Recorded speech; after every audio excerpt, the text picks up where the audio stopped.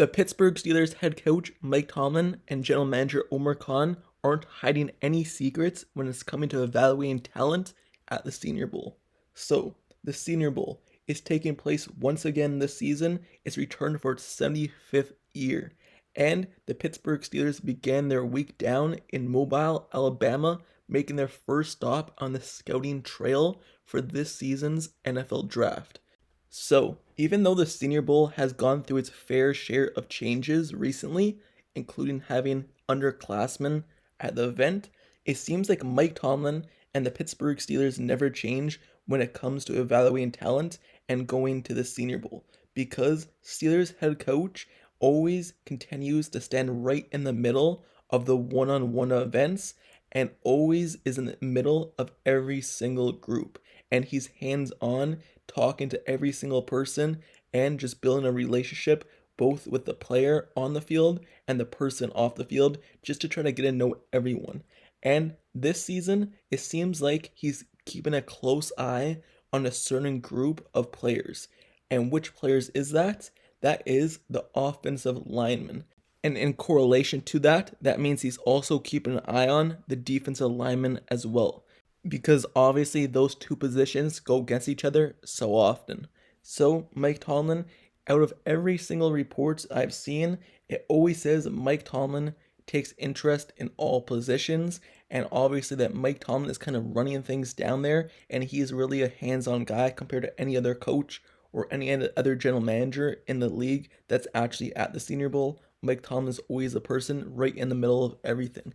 So just to go through this, I've seen some things say that he's also keeping an eye on wide receivers, and he's been really interested in wide receivers, but in most reports, I've seen offensive lineman is a position he's most keen on and talking to most of the guys. In tomorrow's video, or Monday's video, I'm going to go through the list of players he's actually met with and that the Steelers have actually met with both on the offense and defense side of the ball, and give you the names of the players. But out of the names that I will be giving you, it is offensive lineman and defense lineman. Those are all the positions he's basically met with. He's met with a few wide receivers here and there, but strictly offensive lineman and defense lineman. And Tomlin, he knows that he's going to have to make some changes on the offensive line, because a lot of players on the Steelers, for example, the left tackle, you might move Broderick Jones there, so then you're going to need an opening at the right tackle spot. You can't go into the season once again with Dan Moore Jr. You could, but do you really want to? At center, is Mason Cole going to return? Are you going to cut him? Or is he going to be playing center once again? I think they should upgrade the position. Maybe Mike Tomlin does too, but that's the position of need the Steelers have been looking at as well. So you're going to be looking at offensive tackle and center, maybe drafted highly in this year's draft. It's also been noted in multiple interviews done with the players after their workouts that Mike Tomlin has spoke directly to a lot of people, and that he just talks to any of these players. It doesn't matter if you're going to go round one or you're not. He's going to talk to you, and he's not just teaching you about football. People are saying, the players are saying, that he's talking to them off the field football and just about life in general. It seems like Tomlin's presence is unlike any other coach in the scouting process, and it's why he is so well respected amongst all these players. And it seems like down the line, all these players always have great things to say about Mike Tomlin and about the Steelers, because he builds these relationships with the players, and then down the line, they may want to play for him later on. Tomlin knows that he may not be able to get every single one of the players that he talks to, but if he builds a relationship with them down the line, that might end up in Pittsburgh and may want to come with play with the Steelers because of those relationships. And these players are going to remember that, because they're so young right now. They've really haven't had much experience at the NFL in terms of the interview process and things like that. And if they're going to remember their very first talk with the coach was not a scared talk or one that they had to be nervous about, and he's talking to you just like he's talking to you on a regular basis or any other person, then they're going to remember that interview. They're going to remember that talk. And they're not going to remember it as a really interview, but more as just a conversation as a whole, as a person, not even just as a player. Sometimes these interviews, when you're interviewing as a player, you have to be kind of so determined and kind of thinking of what you're going to say next to kind of give off a good approach to the coach or to the general manager. But when you're just talking about life in general and you're easygoing, it's a better thing for the player and the coach in terms of conversation.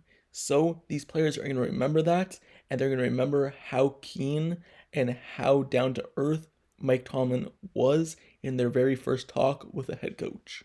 But at the same time, I don't even think Mike Tomlin's doing it because of that.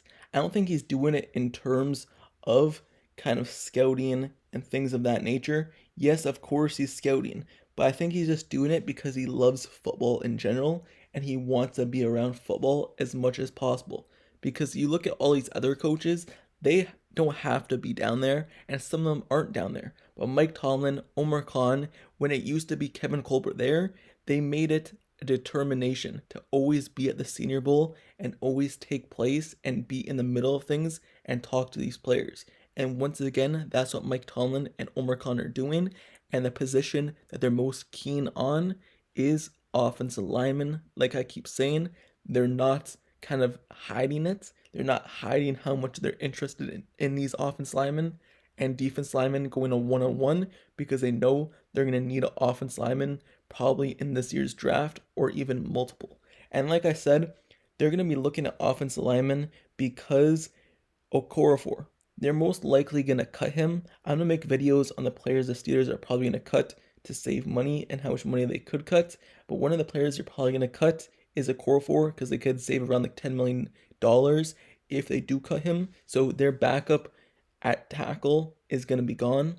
And Dan Moore Jr., he more than likely is going to become a backup, unless the Steelers don't end up drafting a high tackle and maybe they draft a center high instead. You don't know. But Dan Moore Jr., more than likely he could become a backup because they've seen what he could do for the last 3 years. He's been solid, but he's not this excellent player that the Steelers just can't replace.